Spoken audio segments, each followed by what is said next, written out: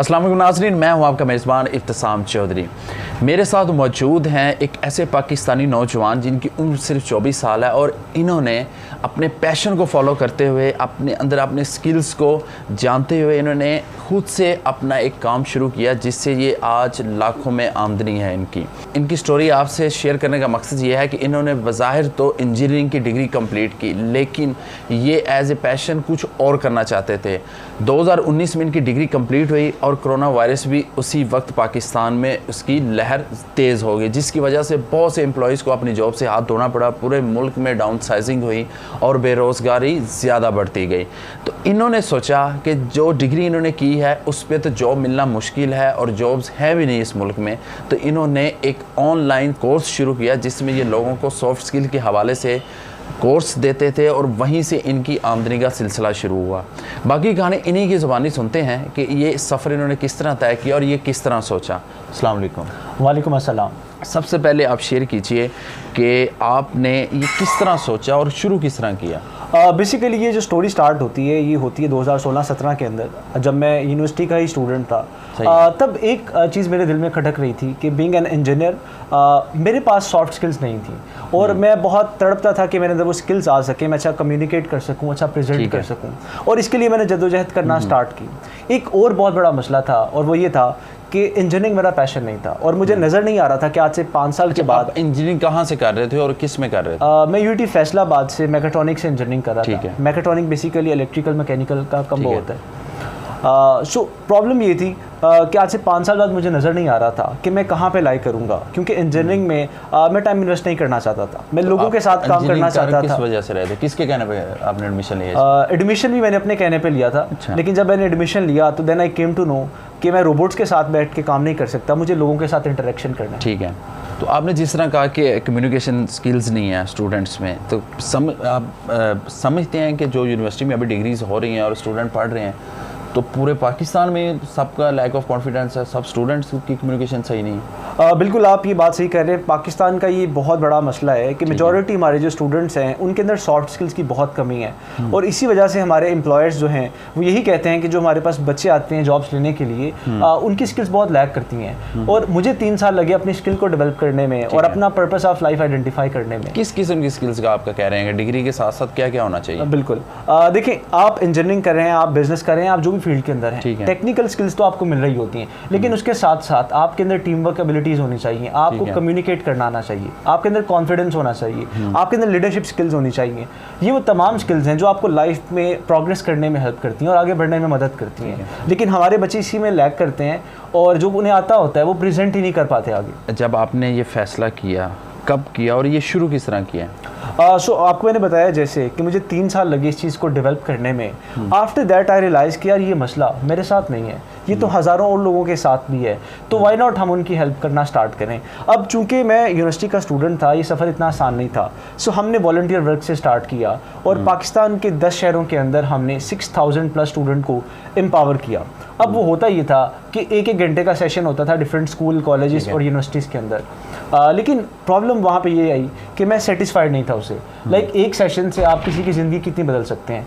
मैं ये चाहता था कि एक ऐसा प्लेटफॉर्म हो, एक प्रॉपर प्रोग्राम हो जो बच्चों की ज़िंदगी बदल सके और उनके अंदर वो तमाम कमियाँ पूरी कर सके। जो आपने इंजीनियरिंग कंप्लीट की थी, मैं उसकी बात कर रहा हूँ, उस पर कहीं पे आपने जॉब ढूंढी हो या अप्लाई किया हो? मेरा विजन इंजीनियरिंग के अंदर ही बहुत क्लियर था कि मैंने इसी पे काम करना है और दैट्स वाई जब मैं ग्रेजुएट हुआ तो मैंने जॉब के लिए तलाश नहीं की, बल्कि मैंने इसी के ऊपर काम करना स्टार्ट कर दिया। हमारी यूनिवर्सिटीज़ में कितना काम इस पे किया जाता है कि नहीं किया जाता और आगे फ्यूचर में किस तरह ग्रूम किया जा सकता है? अभी आप तो ऑनलाइन ग्रूम कर रहे हैं, आप ऑनलाइन कोर्सेज करा रहे हैं, अगर यही कोर्सेज यूनिवर्सिटी वाले लें तो वो कौन कौन से होंगे? यहाँ पे प्रॉब्लम ये है कि यूनिवर्सिटीज़ में ऐसा काम नहीं हो रहा, क्योंकि ऐसे स्टूडेंट्स जो यूनिवर्सिटी के अंदर सिर्फ पढ़ाई पे तवज्जो देते हैं, जिनकी सोशल एक्टिविटीज़ ज़ीरो होती हैं, कल को वही प्रोफेसर बन जाते हैं और जब वो पढ़ाने के लिए आते हैं तो उस तरह से पढ़ा नहीं पाते, बच्चों को समझ नहीं पाते। और उसका मसला ये होता है कि वो बच्चों को फोर्स करते हैं कि भाई जो हम पढ़ा रहे हैं इसी पे फोकस करो। अब ज़रूरी नहीं है कि हर बंदे की कैपेबिलिटीज़ उसके अंदर अच्छी हों और वो एक अच्छा इंजीनियर बन सके। फिर प्रॉब्लम ये होती है कि हमारे बच्चे इक्वल तरह के अच्छे इंजीनियर नहीं बनते और इवेंचुअली फिर अनएम्प्लॉयमेंट बढ़ जाती है। आपने अभी आप ऑनलाइन कौन कौन से कोर्सेज करवा रहे हैं, किस तरह के स्किल्स प्रोवाइड कर रहे हैं? अभी जो ऑनलाइन हमारा कोर्स है तगय्युर फेलोशिप के नाम से है, ये 1 मंथ का ट्रेनिंग प्रोग्राम है, सॉफ्ट स्किल्स ट्रेनिंग प्रोग्राम।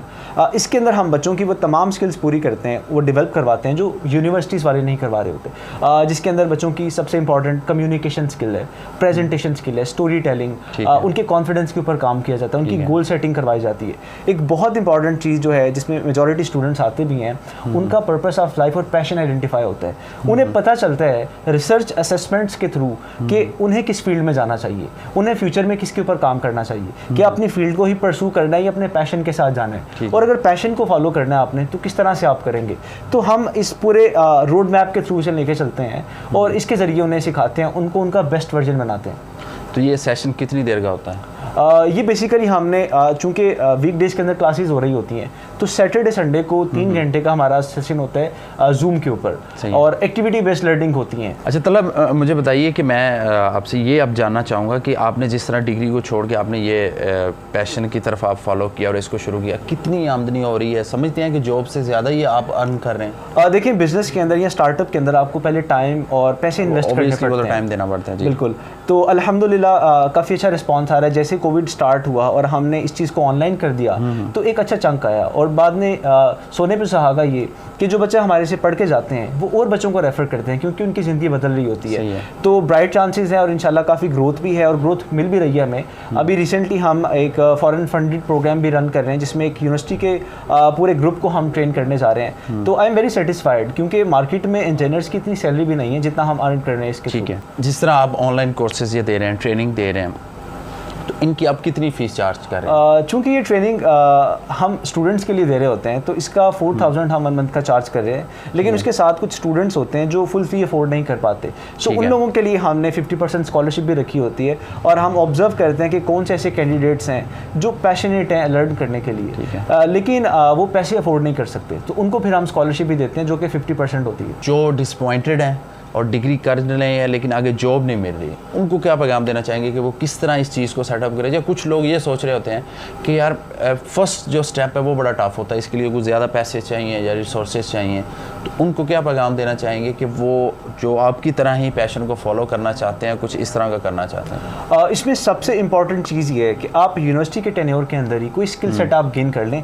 जिससे आप पैसे बना सकते हैं। अगर तो आप अपने पैशन को फॉलो करना चाहते हैं तो आपका रास्ता आसान नहीं है, बहुत मुश्किल रास्ता है। अब उस रास्ते पे जाने के लिए सबसे पहले आपको अपनी कॉम्पिटेंसी बढ़ानी होगी, क्योंकि अभी आप इतने कॉम्पिटेंट नहीं होते। तो पहले तो आप वो स्किल गेन करें और देन चैलेंजेस लें, रिस्क लें, कुछ नई चीज़ ट्राई करें। हम सिर्फ सोचते रह जाते हैं और काम करते नहीं हैं, जिस वजह से क्या होता है हमारे ख्यालात, हमारे ख्वाब वो दब के रह जाते हैं और कभी सामने नहीं आते।